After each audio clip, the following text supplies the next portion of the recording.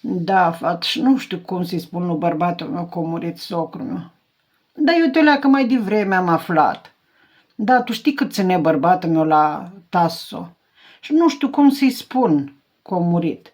Da, o să fii șocat, știi că el e mai sensibil așa. Ei, da, pe departe am să-i spun, finuț, leu așa ușurel. Da, hai că-l sun să-i spun. Alo? Da, și faci, măi, orfanule? Vii acasă? Aha. Ești obosit? Vai, săracul orfan.